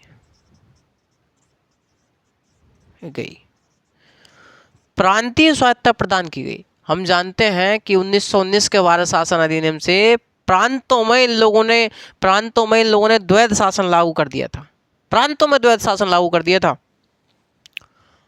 और उस प्रांतों में द्वैध शासन को समाप्त किया गया भारत शासन अधिनियम 1935 से। प्रांतों में लगे द्वैध शासन को समाप्त किया गया यहाँ से, और प्रांतों के लिए पूर्णतः स्वायत्तता दी गई, पूर्णतः उत्तरदायी सरकार दी गई। प्रांतों में स्वायत्तता दी गई, जिस बात के लिए हम लोग कह रहे थे कि हमें प्रांतों में स्वायत्तता चाहिए, और ये लीजिएगा साथियों, आपको प्रांतों में स्वायत्तता दी जा रही है। और साथियों, प्रांतों में स्वायत्तता मिलने के बाद ही आप लोग देखेंगे कि 1935 के आधार पर 1937 में चुनाव हुए, और 1937 में चुनाव जब हुए भारत शासन 1935 के आधार पर, तो जब 1935 में चुनाव हुए इन 11 ब्रिटिश प्रांतों में, 11 प्रांतों में से 6 में तो साथियों हमारी पूरी तरीका से कांग्रेस की सरकार बनी, पूरी तरीका से कांग्रेस की सरकार हमारी बनी। और 3 में बनी गठबंधन की सरकार, 2 में सरकार ना बनी, एक पंजाब में और एक बंगाल में। बात समझ में आ रही है? तो मतलब जो हमको प्रांतीय स्वायत्तता दी गई, जिसके माध्यम से हमारी प्रांतों में सब जगह सरकार बन गई, एक प्रकार से खुशी का माहौल था। वही जो खुशी थी साथियों, ये जो खुशी थी 1937 से 1939 तक ही चल पाई, 2 साल तक ही ये खुशी का आनंद हम लोग उठा पाए। इस बात को हम लोग अभी रुक जाइए, अभी बात करेंगे इस बात पर, इतना ध्यान रखिए। तो प्रांतीय स्वायत्तता दी गई और प्रांत में द्वैध शासन को समाप्त किया गया, प्रांतीय स्वायत्तता प्रदान की गई, द्वैध शासन को समाप्त करके।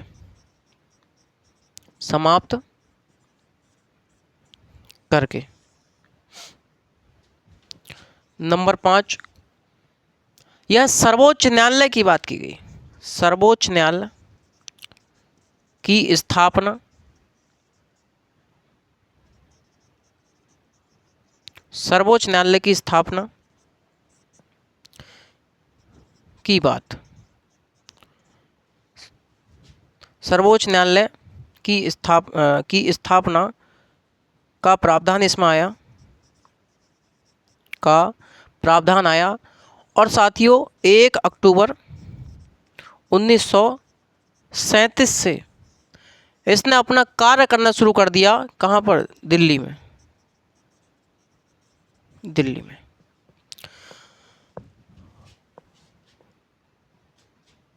ये पूरे भारत के लिए बनाया जा रहा है।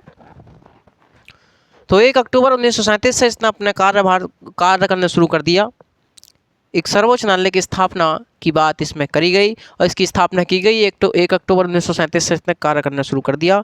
इस समय इसका नाम सर्वोच्च न्यायालय नहीं था साथियों, इस समय इसका नाम था संघीय न्यायालय। संघीय न्यायालय, इस समय इसका नाम संघीय न्यायालय था। और ये जो सर्वोच्च न्यायालय बनाया गया या जो संघीय न्यायालय बनाया गया, इस समय इसमें एक CJI यानी कि एक चीफ जस्टिस ऑफ इंडिया, एक मुख्य न्यायाधीश के साथ 7 अन्य न्यायाधीश थे, 7 अन्य जज थे, 7 अदर जज। तो एक चीफ जस्टिस एंड 7 अदर जजेस थे। ठीक है भैया? तो 7 अन्य जज थे। ये जो मुख्य न्यायाधीश थे, इसका नाम पूछ लेता कभी कभी, इनका नाम था मॉरिस गोयर, इनका नाम था। तो ये जो संघीय न्यायालय बनाया गया 1935 के आधार पर 1937 में, इसमें एक मुख्य न्यायाधीश के साथ 7 अन्य न्यायाधीश थे। और यही बात साथियों हमारे संविधान का आर्टिकल है, एक आर्टिकल 124 आर्टिकल 124 है, ये भी यही बात कहता है कि सर्वोच्च न्यायालय में एक मुख्य न्यायाधीश के साथ 7 अन्य न्यायाधीश होंगे और इनकी संख्या में वृद्धि संसद कर सकती है। तो साथियों समय समय पर संसद ने वृद्धि की भी है, तो संसद ने समय समय पर इनकी वृद्धि करी है। तो कहीं ना कहीं हम क्या देख रहे हैं? हम विस्तार देख रहे हैं हमारे संविधान का, और कुछ तो बातें हमारे इन एक्टों से प्रभावित होंगी, हमारे संविधान में तो कहाँ बिल्कुल होंगी। बिल्कुल होंगी भैया, बिल्कुल हैं। बात समझ में आ रही है आपको?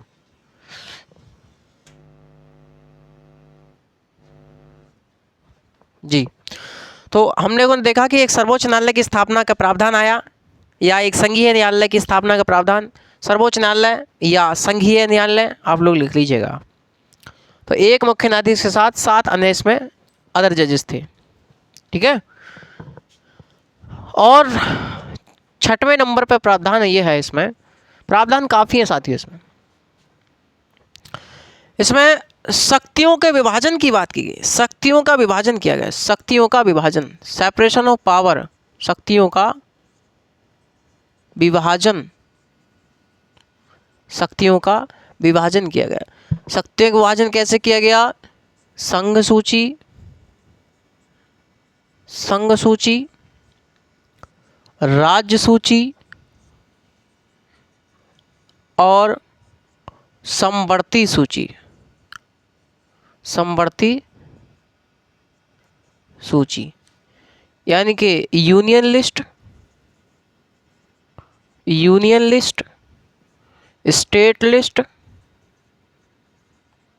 State list and concurrent list, concurrent list. 59 subject थे इस समय, 54 थे, 36 थे, ये इस समय इनमें सब्जेक्ट हुआ करते थे। यानी कि संघ सूची में 59 विषयों को रखा गया, राज्य सूची में 54 सब्जेक्ट को रखा गया, और समवर्ती सूची में 36 सब्जेक्ट को रखा गया, भारत शासन अधिनियम 1935 से। तो शक्तियों के विभाजन, शक्तियों का पृथक्करण जो आप लोग देखते हैं, वो कहाँ से, किसकी देन है? वो भारत शासन अधिनियम 1935 की देन। तो वो भारत शासन अधिनियम 1935 की देन है साथियों। इतनी बात आप लोग समझ गए? समझ गए? ये 6वां प्रावधान है, ये 6वां प्रावधान है। 7वां प्रावधान लिखिए, क्या किया गया 7वां यहाँ से? पहले मैं छोटे छोटे लिखवा देता हूँ, उसके बाद थोड़ा सा एक हल्का सा इस प्रकार का डायग्राम है वो बता दूंगा।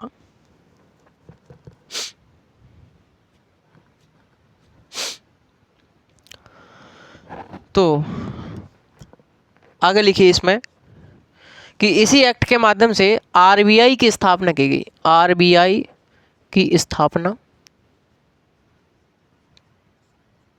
आरबीआई की स्थापना की गई। नंबर 8, भारत से बर्मा को अलग किया गया, बर्मा, बर्मा मतलब म्यांमार को अलग, को अलग किया गया, इसको अलग किया गया। और इसमें और प्रावधान साथियों, इसमें काफ़ी प्रावधान थे।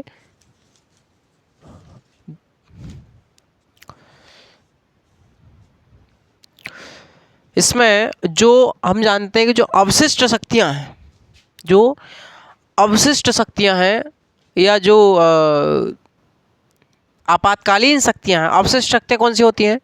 अवशिष्ट शक्तियां वे शक्तियां होती हैं, यानी कि जो सब्जेक्ट इन तीनों सूची में सम्मिलित नहीं है, यानी कि संघ सूची में भी नहीं है, राज्य सूची में भी नहीं है, समवर्ती सूची में भी नहीं है। तो ऐसा सब्जेक्ट जो इन सब में शामिल नहीं है उसे बोलते हैं अवशिष्ट सब्जेक्ट, अवशिष्ट विषय। और उसके लिए अवशिष्ट सूची बनाई जाती है, अवशिष्ट शक्तियाँ होती हैं, वो अवशिष्ट शक्तियाँ होती हैं।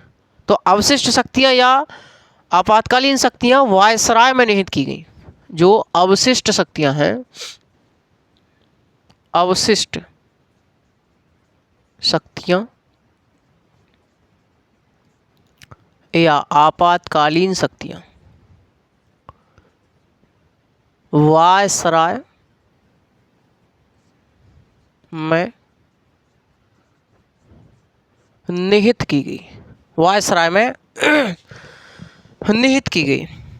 और अब तक हम जानते हैं साथियों, जो भारत परिषद थी, भारत परिषद थी जो भारत सचिव को सहायता देने के लिए बनाई गई थी 1858 में, उसको भंग कर दिया जा रहा है, उसको समाप्त कर दिया जा रहा है। यानी कि भारत परिषद को समाप्त कर दिया गया। नंबर 10, भारत परिषद को भंग या समाप्त किया गया। इसको समाप्त किया गया। बात समझ में आ रही है? क्लियर है यहाँ तक? और साथियों, यहाँ से निर्णय लिया गया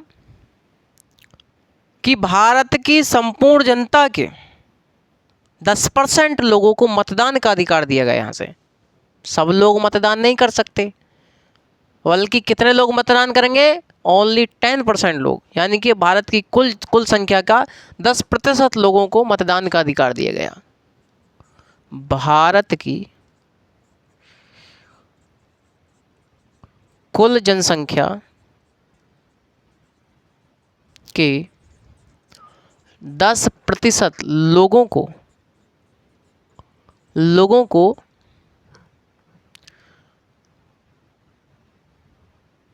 मतदान का अधिकार दिया गया। किसी दिन साथियों मैं आपको विस्तार से बताऊंगा कि इस वोट के अधिकार के लिए कि ये प्रत्येक व्यक्ति को दिया जाए, चाहे वो गरीब है, चाहे अमीर है, चाहे कैसा भी है। तो प्रत्येक व्यक्ति की वैल्यू होनी चाहिए, प्रत्येक व्यक्ति का अपना एक मतदान होना चाहिए, प्रत्येक व्यक्ति का वोट होना चाहिए। इस मतदान की शक्ति के लिए, इस वोट की शक्ति के लिए डॉक्टर अम्बेडकर ने आप लोगों को किस प्रकार से संघर्ष किया कि वोट का अधिकार प्रत्येक व्यक्ति को दिया जाना चाहिए, चाहे वो अमीर है, चाहे गरीब है, चाहे वो शिक्षित है, चाहे अनपढ़ है, चाहे वो महिला है, चाहे पुरुष है, चाहे वो किसी भी जाति धर्म का हो। और उस मतदान की शक्ति का आप लोग गलत प्रयोग करते हैं। बताऊंगा आप लोगों को किस प्रकार से उन्होंने संघर्ष किया और क्या आज आप लोग उनके सपनों के भारत को बनाने के लिए आगे चल रहे हैं या फिर आप लोग दूसरी रास्ता पर चल रहे हैं। तो आप सोचोगे सर जी हम नहीं बन पाएंगे इस प्रकार से, ये उनके सपनों का भारत नहीं बन पा रहा। आप लोग 100 रुपये में, 500 रुपये में, 1000 रुपये में अपने वोटों को बेच देते हैं। इसका मतलब है कि आप लोगों ने 500 रुपया में, 1000 रुपया में, सोने में, चांदी में, कुंडल में, है ना, नोचपिन में, चैनों में जो पजेब होती हैं, आप लोगों ने अगले 5 साल तक अपना और अपने बच्चों का भविष्य बेच दिया। उसके बाद आप लोग ये मत कहना कि ये काम नहीं कर रहे। सिर पर किसने चढ़ाया, किसने लिया उनसे पैसा, किन से ली सोने चांदी, उसके बाद कहते हैं कि सरकार काम ना कर रही। गलती किसकी है? तुम्हारी गलती है कि तुमने पहले उनके लिए ऐसा काम करने के लिए उकसाया। आप मना कर देते, हम देंगे काम, वोट देंगे काम के आधार पर, लेकिन नहीं, आप लोगों को नहीं पता कि जिस मतदान का आप प्रयोग करते हैं, जिस वोट का प्रयोग करते हैं, उस वोट की शक्ति के लिए वो व्यक्ति किस कदर लड़ा होगा, किस कदर लड़े होंगे वो संविधान निर्माता आप लोगों के लिए, जो दुनिया का सबसे बड़ा संविधान आपको बना करके दे गए। बात समझ में आ रही है? लेकिन खोपड़ी में नहीं घुसने की चीज़ है, ना जाएंगी। ये जो गुलामी है ना, ये गुलामी आसानी से जाने वाली नहीं है। मैंने आपसे क्या बताया कि राजनीति दिमाग पर काबू करने की चल रही है, और जिस वर्ग के दिमाग पर काबू कर लिया गया हो, जिसको मानसिक गुलाम बना लिया गया हो, वो 2-4 घंटे में, 10-5 दिन में, 1 आध साल में, 2 साल में गुलामी नहीं जाती बाबू, नहीं जाती। 100-200 500 साल लगते हैं, कई पीढ़ियां गुजर जाती हैं, जब जाके गुलामी जाती है। बात समझ में आ रही है? चलिए, तो मैं आपसे क्या बता रहा था कि भारत की कुल जनसंख्या के 10% लोगों को मतदान का अधिकार दिया गया। अभी 10% लोगों को दिया जा रहा है, अभी 10% लोगों को दिया जा रहा है। एक प्रावधान और है भैया, ज़रा इसका स्क्रीनशॉट ले लीजिएगा, आप लोग लिख लीजिएगा जैसा भी है, ठीक है। उसके बाद हम लोग बात करते हैं यहाँ पर भाई साहब केंद्र में नेक्स्ट प्रावधान है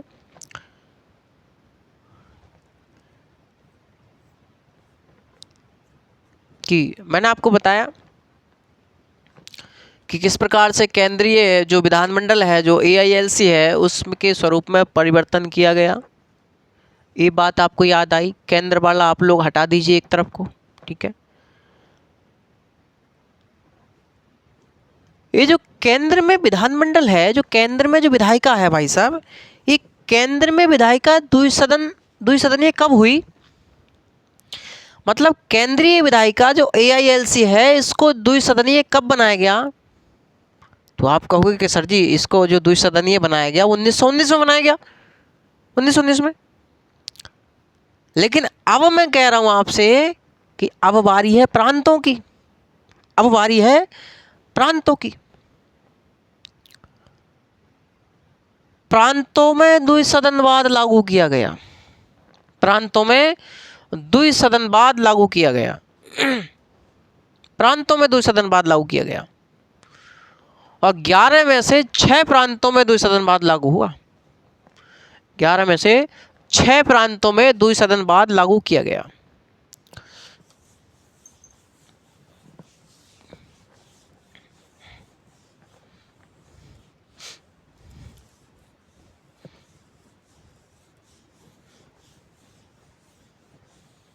चलिए यहां देख लीजिएगा, तो 11 में से 6 प्रांतों में, 6 प्रांतों में द्विसदनवाद, यानी कि विधानसभा और विधान परिषद द्विसदनवाद लागू किया गया, किया गया द्विसदनवाद। कौन कौन से थे भैया?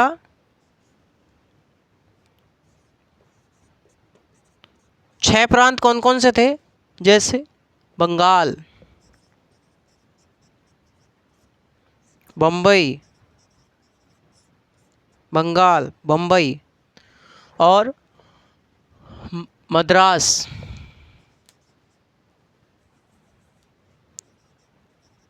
मद्रास, बिहार, असम, असम, संयुक्त प्रांत, संयुक्त प्रांत, संयुक्त प्रांत, इसे कहते हैं यूपी, यूनाइटेड प्रोविंस, यूपी। कितने हो गए? 1 2 3 4 5 6, हाँ तो 6 हो गए। तो इन 6 प्रांतों में द्विसदनवाद लागू किया गया, द्विसदनवाद लागू किया गया। इत्तेफाक सी बात साथियों, इस समय भी प्रेजेंट टाइम में भी 6 प्रांतों में ही द्विसदनवाद है। आगे आप लोग पढ़ोगे, जब विधानमंडल पढ़ोगे उस समय मैं आपको बताऊंगा, प्रत्येक पहलू से रूबरू कराया जाएगा साथियों। सिर्फ आपको साथ साथ चलना है, साथ साथ रहना है, साथ के साथ पढ़ना है, और जितना बताया जाए उतना जीरो बन करके क्लास में बैठे रहें। जीरो बन करके रहेंगे तो ज्ञान आपको अच्छा मिलेगा, फ्रेश बुद्धि रहेगी तो। वरना अगर गुलामी वाली बुद्धि है, बुद्धि पर हावी है कोई, तो भाई मैं कुछ नहीं कर सकता उसमें। मैं कह रहा हूँ न्यूट्रल बन करके मेरी क्लास में आइए, तटस्थ होकर के मेरी क्लास में आइए और ज्ञान लेकर के जाइए। झुकने नहीं दूंगा किसी की तरफ भी, झुकने नहीं दूंगा मैं, झुकने नहीं दूंगा। तो ये 6 प्रांत थे। अभी हमने देखा साथियों कि प्रांतों में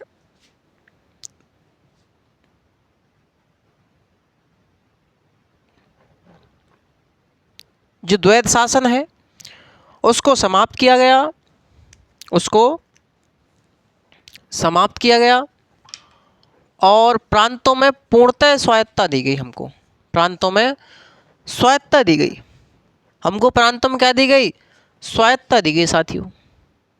प्रांतों में हमको स्वायत्तता प्रदान की गई। और प्रांतों में जैसे ही हमको स्वायत्तता मिली तो प्रांतों में हमारी सरकार बनी। ये जो 11 ब्रिटिश प्रांत हैं, 11 में से साथियों चुनाव हुए, यानी कि ये जो भारत शासन अधिनियम 1935 है, 1935 के आधार पर 1937 में क्या हुए? 1937 में चुनाव हुए।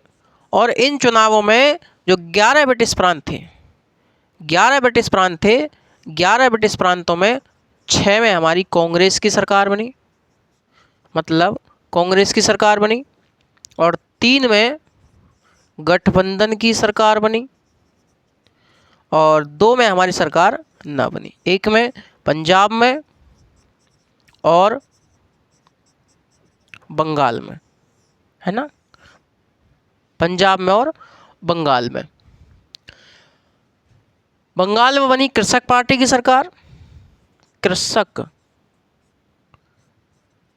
पार्टी, कृषक प्रजा पार्टी बोलते हैं, कृषक पार्टी की सरकार। और पंजाब में बनी यूनिलिस्ट पार्टी की सरकार, यूनिलिस्ट पार्टी की सरकार। तो मतलब साथियों, जिन प्रांतों में हमें स्वायत्तता प्रदान की गई और इस स्वायत्तता के चलते हमारे दिल में एक खुशी थी, खुशी का माहौल था कि भैया प्रांतों में स्वायत्तता मिली है, प्रांतों में हम अपनी सरकार बनाएंगे और हम अपने अनुसार शासन करेंगे। लेकिन साथियों, ये जो खुशी थी, ये जो 1937 में जो चुनाव हुए, जो खुशी है, ये खुशी मेरे साथी, ये खुशी 1937 से 1939 तक ही चल पाई, यानी कि 2 वर्ष तक, लगभग इसका महीना कभी कोई पूछ लेता कितने महीने तक सरकार चली थी, तो 28 माह, मतलब 28 महीने तक ये सरकार चली, है ना। तो महीनों में पूछे तो 28 महीने, तो 1937 से 1939 तक ये सरकार चली। और 1939 में साथियों एक ऐसा समय आया, 1939 में ये जो जितने भी कांग्रेस के सदस्य जहाँ से जीते थे, जहाँ हमारी सरकार में, चाहे गठबंधन की बनी, चाहे कांग्रेस की प्रत्यक्ष रूप से सरकार बनी, चाहे बहुमत से सरकार बनी, वहाँ से जहाँ से ये लोग जीते थे, प्रत्येक सीट से साथियों इन लोगों ने सामूहिक तौर पर इस्तीफा दे दिया, सामूहिक तौर पर इस्तीफा दे दिया 1939 में। सामूहिक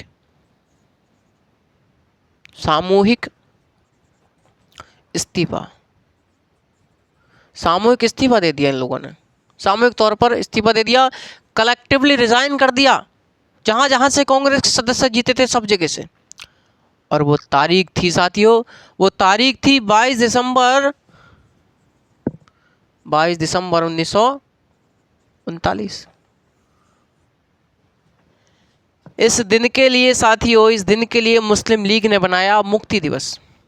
मुस्लिम लीग ने इस दिन को मनाया मुक्ति दिवस, मुक्ति दिवस, कि भैया कांग्रेस से मुक्ति हो गई, अब हमारी कांग्रेस से क्या हो गई?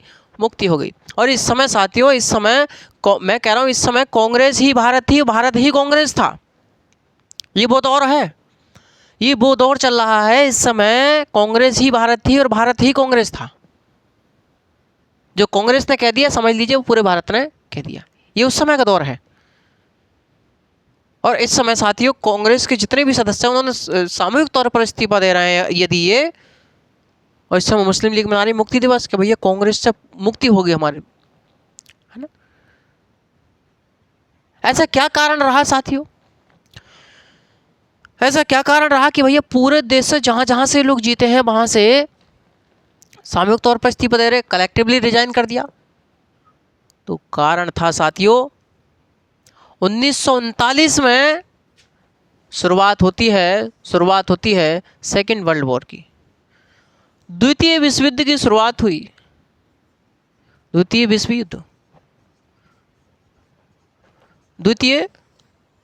युद्ध की शुरुआत हुई। और द्वितीय विश्व युद्ध में साथियों एक तरफ तो उदारवादी लोग लड़ रहे हैं, एक तरफ फांसीवादी ताकतें लड़ रही हैं, एक तरफ लोकतंत्र के लिए तो उदारवाद के लिए लड़ रहे हैं लोग, और एक तरफ फांसीवादी ताकतें लड़ रही हैं। तो ये जो अंग्रेज थे, अंग्रेज लड़ रहे थे उदारवादियों की तरफ से, लोकतंत्र की तरफ से, और इन अंग्रेजों ने क्या काम करा, इन अंग्रेजों ने सेकेंड वर्ल्ड वॉर में, द्वितीय विश्व युद्ध में बिना भारतीयों से पूछे, बिना भारतीयों से पूछे भारतीयों का भी नाम डिक्लेयर कर दिया कि भारत भी हमारे साथ है।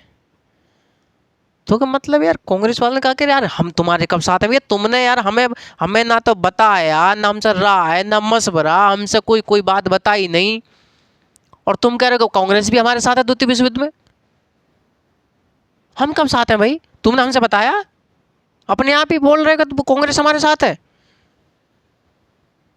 तो इस बात से दूर रहने के लिए, इस बात को दिखाने के लिए कि कांग्रेस द्वितीय विश्व युद्ध में साथ नहीं है, भारत जो है द्वितीय विश्व युद्ध में साथ नहीं देगा, इस बात का विरोध करने के लिए साथियों, इस बात को दिखाने के लिए कि भारत द्वितीय विश्व युद्ध में साथ नहीं है, इसके लिए साथियों सामूहिक तौर पर इस्तीफा दिया गया। कांग्रेस ने जहां जहां से ये चुनाव जीते थे वहां वहां से इन्होंने इस्तीफा दे दिया।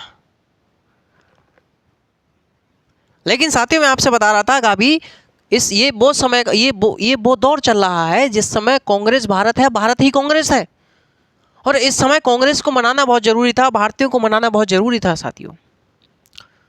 तो भारतीयों को मनाना बहुत जरूरी था, कांग्रेस को मनाना बहुत जरूरी था, और इसके लिए भारतीयों को मनाने के लिए सबसे पहले भेजा गया अगस्त प्रस्ताव, 8 अगस्त 1940 को। तो अब चलेगा हमारा, अब हम लोग पहुंचेंगे संविधान सभा तक, तो नेक्स्ट क्लास में हम लोग संविधान सभा पर पहुंच जाएंगे। तो आज के लिए बस इतना ही काफ़ी है। तो आप लोग ध्यान रखिएगा कि 1939 तक ही सरकार चल पाई हमारी, जो प्रांतों में स्वायत्तता मिली है, और सामूहिक तौर पर इस्तीफा दे दिया गया, और इस दिन को मनाया गया मुक्ति दिवस, 22 दिसंबर 1939 की तिथि है। कारण क्या था? कारण ये था इस सामूहिक तौर पर इस्तीफा देने का कि द्वितीय विश्व युद्ध में अंग्रेजों द्वारा घोषणा की गई कि भारतीय भी हमारे साथ युद्ध में हैं, द्वितीय विश्व युद्ध में। इस बात का विरोध करने के लिए भारतीयों ने इस्तीफा दे दिया। तो ये सब बातें हुई, और भारतीयों को मनाने के लिए पहली बार अगस्त प्रस्ताव भेजा गया, उसके बाद क्रिप्स मिशन आया। ठीक है, तो अब देख लेंगे हम लोग नेक्स्ट क्लास में। आज के लिए बस इतना ही काफ़ी है, और आज शायद क्लास 1.5 घंटे के आसपास रही होगी, तो इतने में आप लोग सुचारू रूप से तैयारी करें, बेहतर ढंग से। जितना भी पढ़ाया है बार बार पढ़ें, 2 बार पढ़ें, 3 बार पढ़ें, इसका नोट्स बनाएं, शॉर्ट नोट्स बनाएं, जैसे भी आप बनाना चाहें। आप लोगों को खुली आज़ादी है। नेक्स्ट टॉपिक से मैं आप लोगों को लिखवाना चालू कर दूंगा संविधान सभा के बाद से, कि संविधान सभा से क्या शॉर्ट नोट से काम चल जाता है, कोई दिक्कत वाली बात नहीं है। ये एक्ट वगैरह हैं, इनों में शॉर्ट नोट से काम चल जाता है। लेकिन जैसे ही हम लोग विस्तार वाली चीज़ों पर पहुँचेंगे, उन पर हम लोग लिखित रूप में काम करेंगे, क्योंकि कुछ क्वेश्चन हम लोगों को मेंस के भी डील करने होंगे उनमें, क्योंकि कुछ क्वेश्चन मेंस के भी डील करने हैं, इसलिए हम लोगों को थ्योरी भी लिखनी पड़ेगी। मैं आपसे बता दूं, पहले समझना है, उसके बाद वो लिखना है। ठीक है भैया, चलिए तो मिलते हैं आपसे नेक्स्ट सेशन में। जब तक के लिए आप सभी लोग बने रहें, खुश रहिए, ज़बरदस्त रहिए, और बने रहिए। खाइए पीजिए, मौज मस्ती कीजिए, और पढ़ाई में भी अपना अंगूठा टेक दीजिएगा। तो पेपर की खोपड़ी में छेद करना है साथियों, भूल मत जाना। ठीक, नमस्कार।